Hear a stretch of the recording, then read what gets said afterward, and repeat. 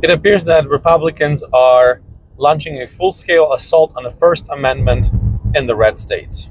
They've tried their luck with the gerrymandering process with mixed results, and now they're going after your right to petition your grievances with the government, the very last part of the First Amendment. And how so, you may ask? Well, they're doing it in a variety of ways depending on which state we're talking about. For example, in Florida, my state, the threshold for citizen-led ballot initiatives is 60% of the vote yes in favor of the initiative, where in most states that practice this, it's 50%.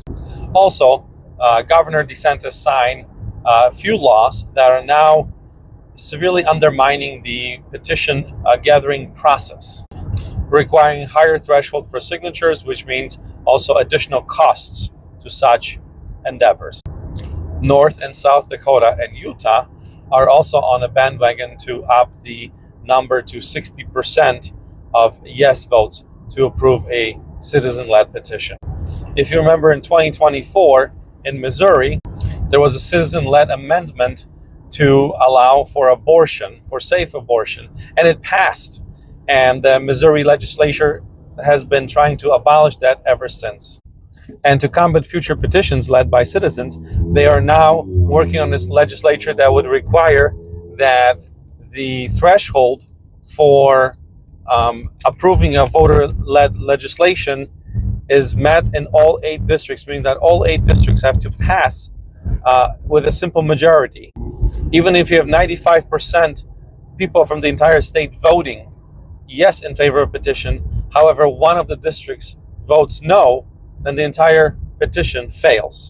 Now, it's clear why they're doing this. Voters in many red states have decided that they want to keep their health care, they want to increase their wages, that they want to fund education, and they want to fund lunches in schools for kids. However, Republicans don't think that's a good idea. They prefer giving money to the top 0.01%.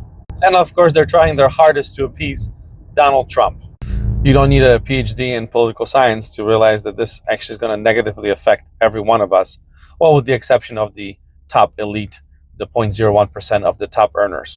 It doesn't matter if you're Republican or Democrat, it's going to affect you one way or the other because your ability to redress your grievances with the government are being curtailed. And this is strictly led by the Republicans. There is no Democrats that are proposing any of those type of initiatives or legislation in any of their states. It's purely Republican. Here in Florida, our 22 petitions have failed to get on the ballot because of the laws that DeSantis passed. So vote blue.